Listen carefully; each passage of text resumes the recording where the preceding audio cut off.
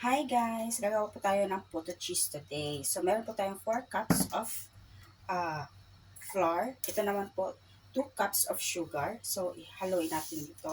Then, maglalagay po tayo ng baking powder, 4 tablespoon. Kasi po, 4 cups tayo. So, maglagay po tayo ng 4 tablespoon ng ganito din, baking powder. Ito po. So, pang-apat na po ito siya na tablespoon of baking powder. So, haluin po natin siya. Mekos-mekos natin na maano na talaga yung yung sugar, yung flour natin, at saka yung baking powder. Para ma-mix po talaga siya ng mabuti. So, mekos-mekos natin.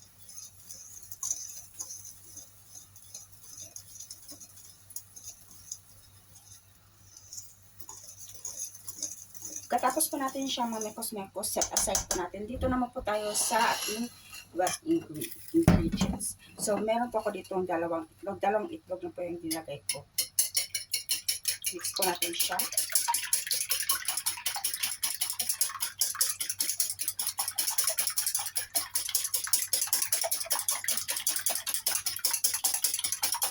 Pagkatapos po niyan, lagyan po natin siya ng margarine. Sa akin po kasi margarine yung ginagamit ko. Pero yung iba po is ginagamit nila is butter.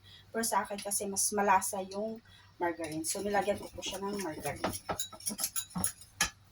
Kumbaga po yung margarine ko is like, ano siya, half cup of, half cup po siya.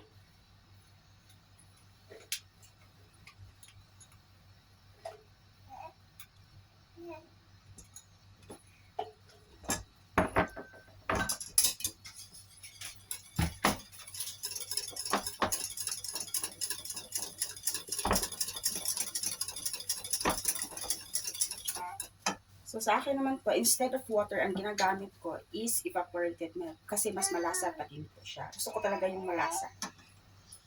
So, ano po, 3 cups po siya ng evaporated milk yung ilalagay ko.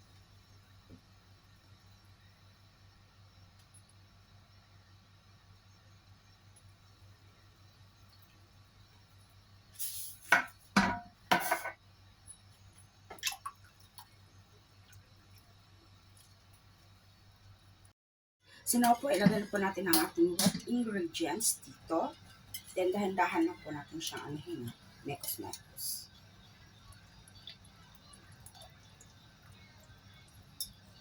So, half lang po muna yung nilagay ko.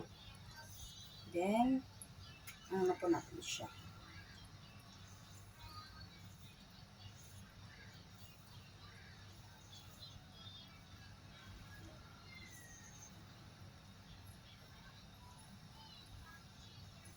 Ganun lang po natin siya.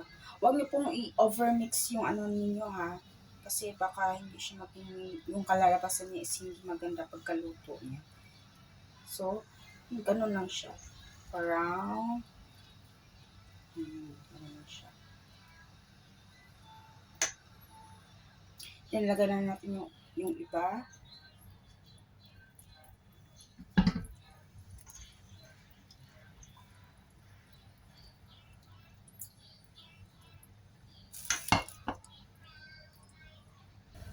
So, dito naman po tayo, mag-aano po ako dito ng pandan flavor. Lalagay ko po dito sa isang bowl.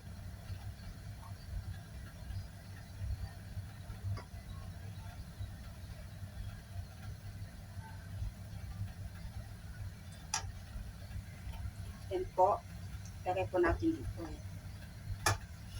ating butter mixture. Ang ating puto mixture.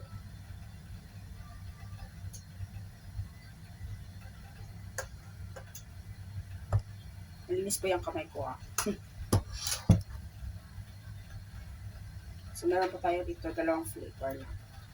Isang yung ano lang, yung original flavor. Tapos ito talaga is pandan flavor. Kasi may gusto din po dito sa sa pandan. Sarap daw. So, dito na naman po tayo sa ating lagayan. So, ito po yung lagayan natin. Tapos, lagyan po natin siya ng oil. So, make sure lang po na lagyan nyo siya para paglagay nyo sa puto cheese na mixture ninyo, hindi po siya didikit pag kukunin nyo na po, pag naluto na po siya. Okay, ganun na po nyo siya. Konti lang po, wag lang po yung marami. So, nalagay ko na po siya, lagyan ko na po siya ng cheese sa ibabaw.